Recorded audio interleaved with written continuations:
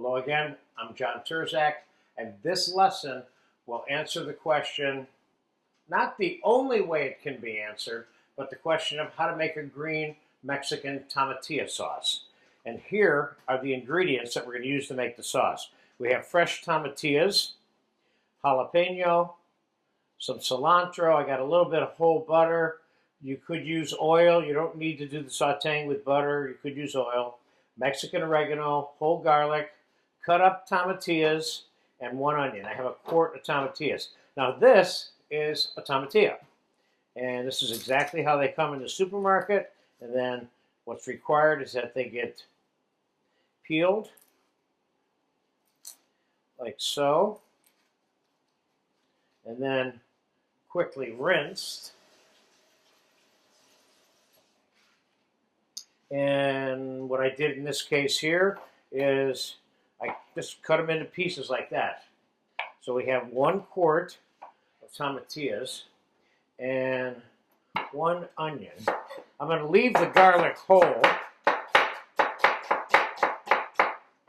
because this whole list of things here are going to be pureed in a food processor or with a blender stick after they're cooked and roasted. I'm going to saute all of this now, and we're going to chop the cilantro in a hot saute pan that I have behind me.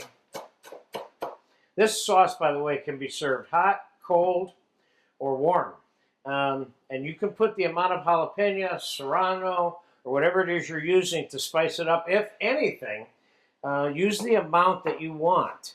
I'm using seeds in this as that I normally do for this amount that I'm using. I think that there might be enough right there for this. I can always make it hotter after the sauce is made. So let's get a hot saute pan over here real quick and add the ingredients to it.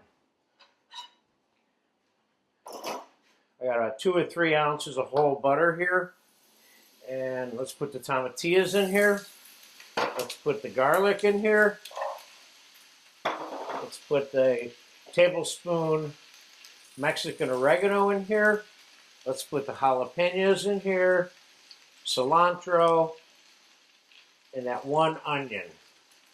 And I'm going to put this on the stove to saute for a couple of minutes. And we're going to fast forward right here. When it's partially cooked, I'm going to put a splash of water in it, pop it in the oven, and finish cooking it till it's tender enough to eat by quasi-roasting it in the oven. So I'll be back in about 5-8 minutes. Okay, the tomatillos have been sauteing for about 5 or 6 minutes. And as you can see, they're a little slightly brown. Garlic's a little brown. Everything's a little teeny weeny bit brown and sweated. I'm going to add about half a cup of water there because I don't want anything burning in the oven. I'm going to pop this in the oven at 400 degrees. And I'm going to cook that for half an hour, 40 minutes, whatever it takes, until it's tender enough to be pureed with a blender stick. So we'll fast forward now and come back when we're ready to finish the sauce. Tomatillos have been roasting about 30 minutes. Let's get them out of the oven. I added about half a cup of water to this. And as you can see, this stuff is tender and ready to be pureed. So we're going to get it into a bowl here real quick, so I can easily put it in the food processor.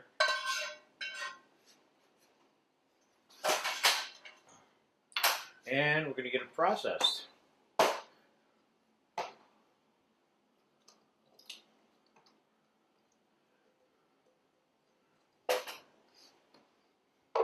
Again, this sauce can be served hot, cold, or warm, and keeps in the refrigerator. All right, here we go.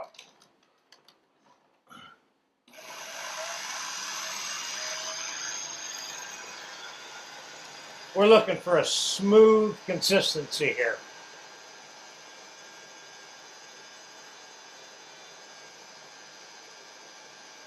Let's see how that looks. That looks doable, just the way it is. And I'm going to take it out. Let's Let's take it out and put it.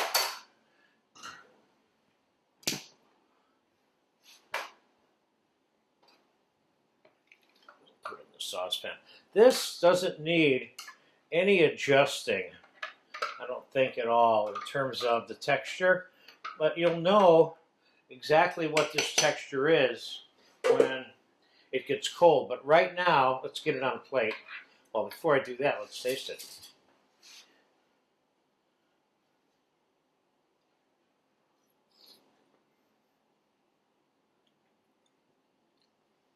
This tastes good, and here's what I think I want to put in here. I want to put a little bit of salt, and I want to put maybe a half to 3/4 of a teaspoon of granulated sugar in there. I'm going to cut the acidity off of it a little bit. Let's give that a taste.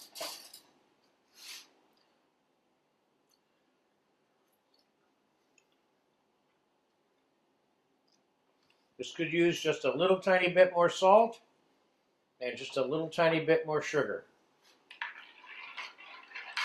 Now you can keep this, like I said, in your fridge for up to a couple of weeks. Now, I didn't put chicken stock in here. I made this into a vegetarian preparation, but I could have put chicken stock or fish stock or beef stock if I wanted to. I mean, there's a lot of ways to make this. This is one of the good basic ways I just showed you. Now, that's one texture right there. Now I can add a pinch of water to this to thin this out just slightly. And I think in this particular case, I'm using this to serve with some carnitas that I'm going to make a video for you for.